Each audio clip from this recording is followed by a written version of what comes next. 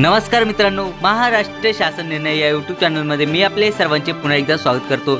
मित्रांनो, महाराष्ट्र शासन सामान्य प्रशासन विभागातर्फे सर्व शासकीय कर्मचाऱ्यांसाठी विभागीय चौकशी शिस्तभंगाविषयी कारवाईचे प्रस्ताव सामान्य प्रशासन विभागात सादर करण्याच्या कार्यपद्धतीबद्दल एक अत्यंत महत्त्वाचा जी.आर. शासन निर्णय हा आला आहे। नेमकी जी.आर. शासन निर्णय हा काय तो सर्वच आपण जाणूनच घेणार आहोत। पण तत्पूर्वी जर का तुम्ही चॅनलवर नवीन असाल तर नक्कीच आपल्या चॅनलला सबस्क्राईब करून घ्या, जेणेकरून नवीन व्हिडिओ तुमच्यापर्यंत पोहोचत राहतील। तर जराही वेळ न घालवता आपण व्हिडिओला सुरुवात करूया। संपूर्ण जी.आर. शासन निर्णय आपण जाणून घेऊयात। विभागीय चौकशी शिस्तभंगाविषयक कारवाईचे प्रस्ताव सामान्य प्रशासन विभागात सादर करण्याच्या कार्यपद्धतीबाबत म्हणजेच मित्रांनो, आपण या ठिकाणी पाहू शकता की जे काही आपले विभागीय चौकशी शिस्तभंगाविषयक कारवाईचे जे काही प्रस्ताव आहे ते सामान्य प्रशासन विभागात सादर करण्याच्या कार्यपद्धतीबद्दलचा हा जो काही आहे तो शासन निर्णय जी.आर. हा आला आहे। आपण या ठिकाणी पाहू शकता की महाराष्ट्र शासन सामान्य प्रशासन विभाग यातर्फे हा जी.आर. शासन निर्णय हा आला आहे। आपण या ठिकाणी पाहू शकता की शासन परिपत्रक क्रमांक संकीर्ण 2024 प्रत क्रमांक 93/20 चौकशी 1 असा हा आहे। आपण या ठिकाणी पाहू शकता की दिनांक 27 सप्टेंबर 2024 म्हणजे की आत्ताचा आलेला जी.आर. परिपत्रक आहे। जराही वेळ न घालवता आपण संपूर्ण परिपत्रक जाणून घेऊयात। चला तर मित्रांनो, जराही वेळ न घालवता आपण संपूर्ण परिपत्रक समजून घेऊयात। शासकीय अधिकारी कर्मचाऱ्यांच्या शिस्तभंगाविषयक कारवाईची प्रकरणे अभिप्रायार्थ सहमतीसाठी या विभागास अन्य प्रशासकीय विभागांकडून प्राप्त होतात। असे प्रस्ताव प्राप्त झाल्यावर विभागीय चौकशीच्या अनुषंगाने सर्व टप्पे अनुसरले आहेत किंवा कसे विहित कार्यपद्धतीनुसार प्रकरण हाताळण्यात आले आहे किंवा कसे याबाबत छाननी करून त्यावर सामान्य प्रशासन विभागाकडून नियमानुसार अभिप्राय देण्यात येतात। प्राप्त झालेल्या प्रस्तावांमध्ये गैरवर्तणुकीचा तपशील, अपचारा सेवा तपशील, दोषारोपपत्रे, चौकशी अहवाल, अहवालावरील चौकशी अधिकाऱ्यांचे व विभागाचे निष्कर्ष इत्यादी बाबी सुसूत्रीपणे नसल्यास तसेच काही तपशिलासंदर्भातील संदर्भित कागदपत्रे प्रस्तावासोबत उपलब्ध करून देण्यात येत नसल्यास परिणामी संपूर्ण व सुस्पष्ट तपशिलाअभावी प्रस्तावांची तपासणी करून त्यावर सुस्पष्ट अभिप्राय देण्यास सामान्य प्रशासन विभागास अडचणी निर्माण होतात। तसेच विभागांकडे अपूर्ण माहितीसाठी पाठपुरावा करण्यात वेळ जातो। या सर्व बाबींमुळे प्राप्त प्रस्तावांवर अभिप्राय देण्यास विलंब लागतो।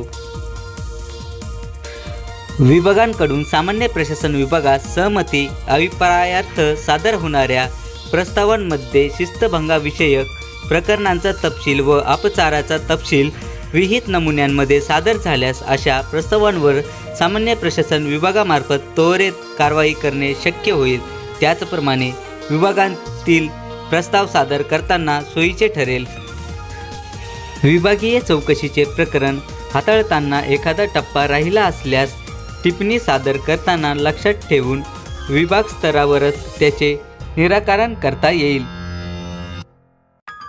यासाठी सामान्य प्रशासन विभागास प्राप्त होणाऱ्या शिस्तभंगाविषयक कारवाईच्या प्रकरणासंदर्भात टिप्पण्यांचे प्रारूप नमुने तयार करण्यात आले असून सर्व मंत्रालयीन प्रशासकीय विभागांना कळविण्यात येत आहे की विभागांकडून प्राप्त होणाऱ्या दोषारोप प्रस्ताव, शिक्षा प्रस्ताव व अपचाराच्या अंतिम शिक्षेचे महाराष्ट्र लोकसेवा आयोगाकडे पाठवण्याच्या पत्राचे प्रारूप सादर करताना प्रस्ताव या परिपत्रकासोबत जोडलेल्या टिप्पणीच्या नमुन्यांमध्ये सादर करण्यात यावेत।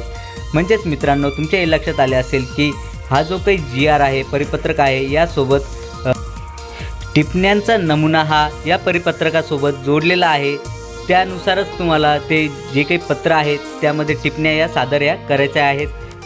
आणि तुम्हाला तो नमुना जर का तुम्हाला हवा असेल तर आपल्या व्हिडिओच्या खाली डिस्क्रिप्शन बॉक्समध्ये मी आपल्या टेलिग्राम चॅनलची लिंक ही दिली आहे। तेथे मी हे जे काही परिपत्रक आहे ते परिपत्रकही आणि त्याबद्दलची जी काही टिप्पण्या आहेत त्याही मी त्यासोबत जोडल्या आहेत। तेथून तुम्ही याबद्दलची PDF डाउनलोडही करू शकता। चला तर मित्रांनो, जरा वेळ न घालवता हा जो काही जी.आर. परिपत्रक आहे हे सर्व आपण आधी समजून घेऊयात। यामध्ये सर्वात पहिले जे काही आहे ते दोषारोप ज्ञापनास मान्यतेस प्रस्ताव नमुना या परिपत्रकासोबत दिला आहे, तो तुम्ही पाहून घ्यावा। त्यानंतर दुसरा जो काही आहे तो म्हणजे शिक्षेच्या सहमतीचा प्रस्ताव नमुना ब मध्ये दिला आहे, तोही यासोबत मी जोडला आहे। त्यानंतर तिसरा जो काही आहे ते म्हणजे की शिक्षेच्या अनुषंगाने माननीय लोकसभा आयोगाकडे पत्रव्यवहाराच्या प्रारूपात सहमतीस देण्यास प्रस्ताव नमुना क म्हणजे नमुना कही मी यासोबत जोडला आहे, तोही तुम्ही एकदा पाहून घ्यावा। मंत्रालयीन प्रशासकीय विभागांनी वरीलप्रमाणे टिप्पणीच्या नमुन्यात प्रस्ताव सादर करावा। प्रस्ताव ऑफिसद्वारे सादर केला असेल तरीही वरीलप्रमाणे टिप्पण्याच्या नमुन्यात सादर करून योग्य त्या ठिकाणी संबंधित कागदपत्राची हायपरलिंक उपलब्ध करून देण्यात यावी। उपरोक्त कार्यपद्धती दिनांक 14 ऑक्टोबर 2024 पासून अनिवार्य करण्यात येत आहे। सदर दिनांकानंतर वरीलप्रमाणे टिप्पणीच्या नमुन्यात नसलेल्या प्रस्ताव स्वीकारण्यात येणार नाही। सदर शासन परिपत्रक महाराष्ट्र शासनाच्या www.maharashtra.gov.in या संकेतस्थळावर उपलब्ध करण्यात आला असून त्याचा संकेतांक 20/24/09/27/18/23/41/20/07 असा आहे। म्हणजेच मित्रांनो, तुम्हाला जर का हा जो काही GR आहे तो क्रॉस चेक किंवा डाउनलोड हा करायचा असेल तर तुम्ही जी काही आपली महाराष्ट्र शासनाची ऑफिशियल वेबसाईट आहे तेथून तुम्ही हा GR डाउनलोड हा करू शकता। करायला जमला नाही तरी काय हरकत नाही, आपल्या व्हिडिओच्या खाली डिस्क्रिप्शन बॉक्समध्ये मी आपल्या टेलिग्राम चॅनलची लिंक ही दिली आहे, तेथून तुम्ही हा GR डाउनलोड हा करू शकता। चला तर मित्रांनो, आशा करतो की तुम्हाला हा जो काही GR आहे तो सर्व समजलाच असेल। आणि असे जर का नवीन अपडेटेड GR जर का तुम्हाला हवे असतील तर नक्कीच आपल्या चॅनलला सबस्क्राईब करून घ्या, जेणेकरून नवीन नवीन व्हिडिओ तुमच्यापर्यंत पोहोचत राहतील।